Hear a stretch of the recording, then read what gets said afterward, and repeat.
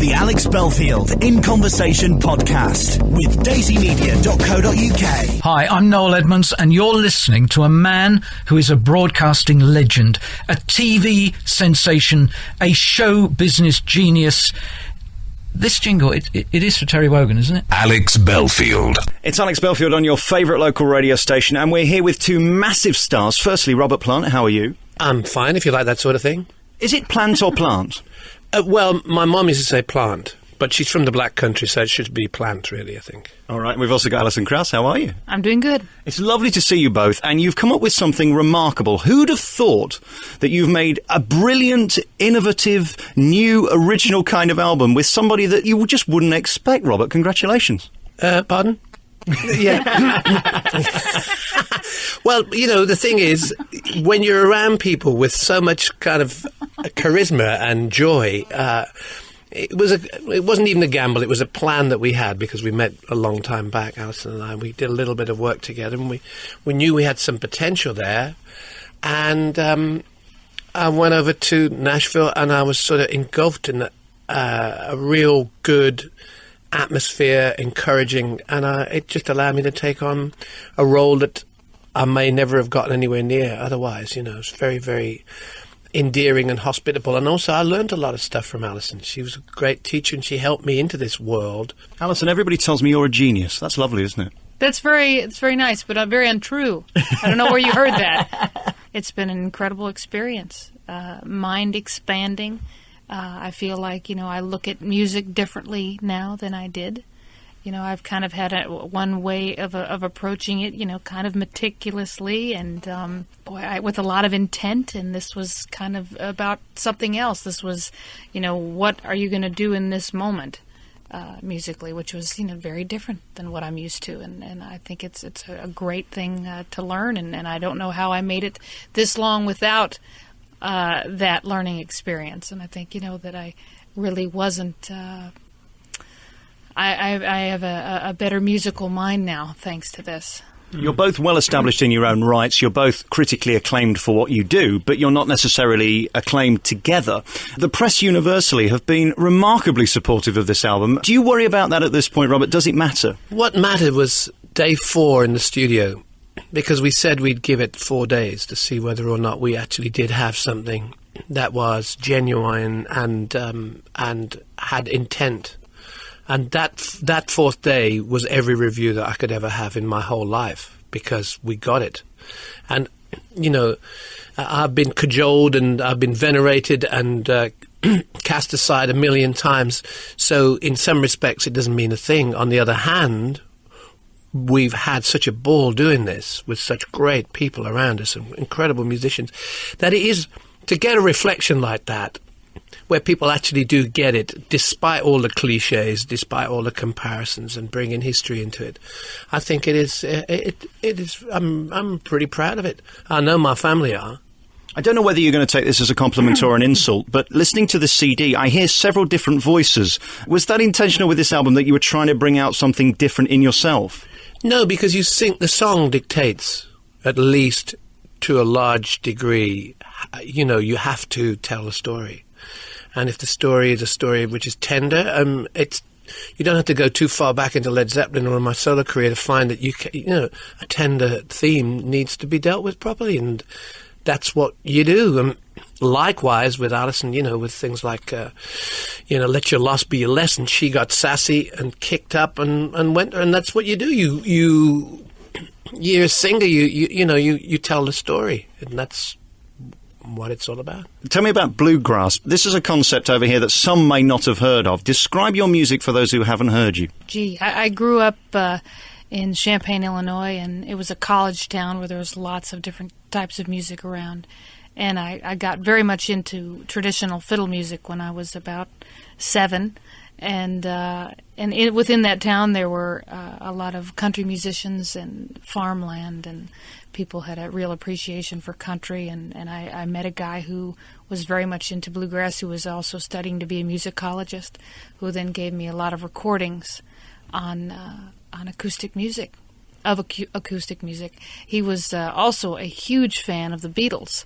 and a great songwriter. And so I grew up listening to traditional music, but ended up singing his material, which was not traditional. So we had something new going on in our band. So I've always grown up looking for music that is new and would give me a new feeling or new experience.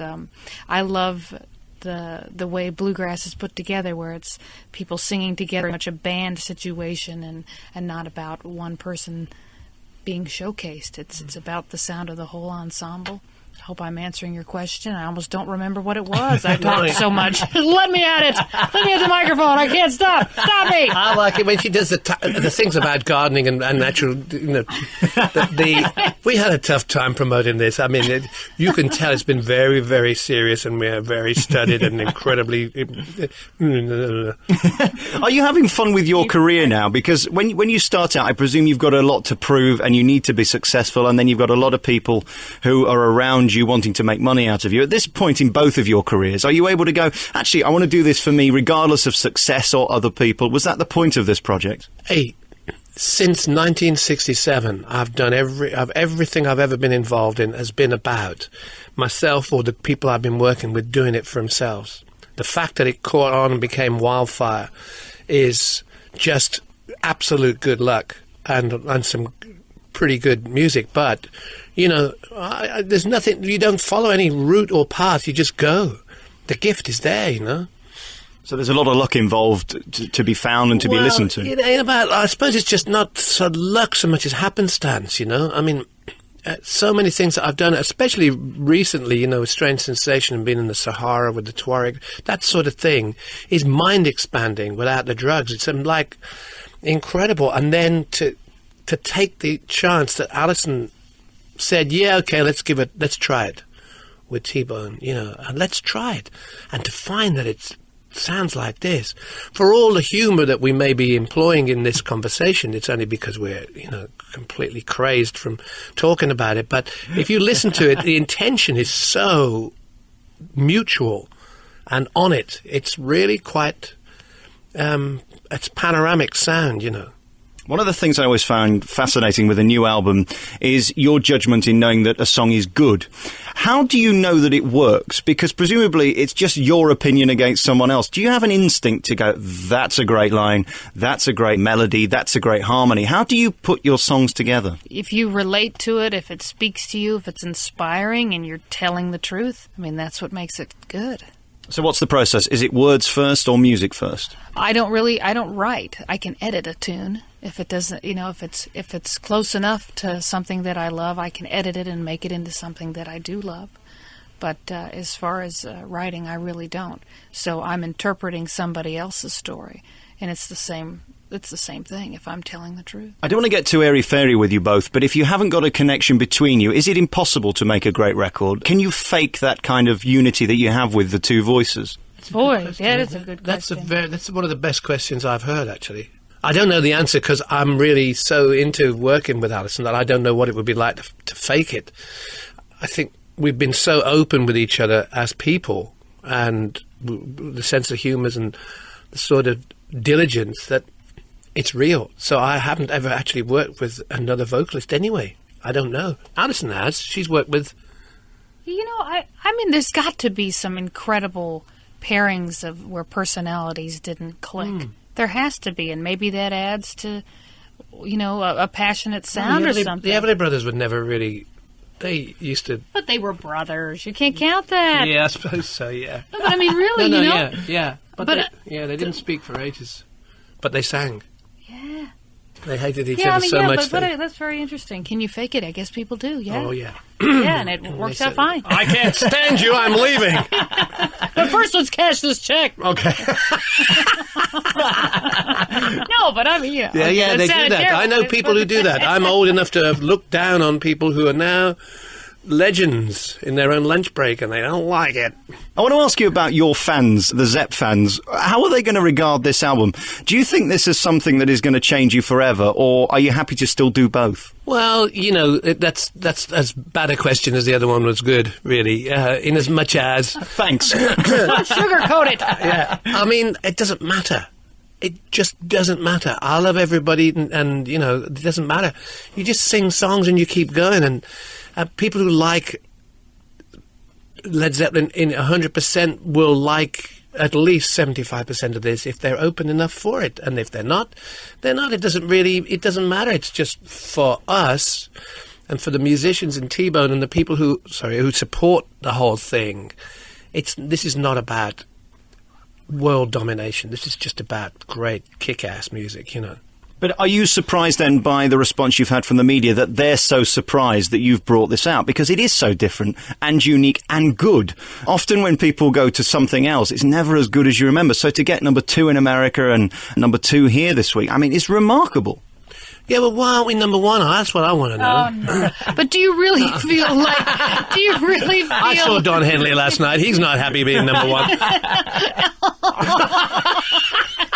No, but I was going to say, do you really find that he's gone to something else? I mean, this is a path that Robert is always doing. He's always changing what he's doing. He's always finding something new and interesting, and always on a path to find something inspiring. Like, I don't look at this and go, oh, this is something completely different, like, oh, how out of character. No, this is in character, to be always changing and evolving into something. But that's a great compliment that you can do that. Most artists don't actually do that. They stick to what they do because that's what they do best. So I think it's a compliment. It wasn't meant as an attack. No, I don't see it as an attack. Please don't. You were attacking. No. I mean, the trouble is, it's just that when you decide that you're a singer and you're a songwriter and you want to spend a lot of your life away from your family doing whatever you do, you know, being naughty, being creative, being good. Being naughty? Well, yeah. You've got to decide that you've got to do it for the right reasons and not just out of repetition. I'm not a one-trick pony. I like to experiment and I like to be challenged, and Lord knows, working with Alison has been a challenge, you know. Guys, thank you so much for talking to me today. It's been a real thrill. And thanks, I think. Now I've offended you both. It's time to go. We got to go. Guys, thank you very much. Thank you very much. Yeah. Thanks. The Alex Belfield In Conversation podcast with daisymedia.co.uk.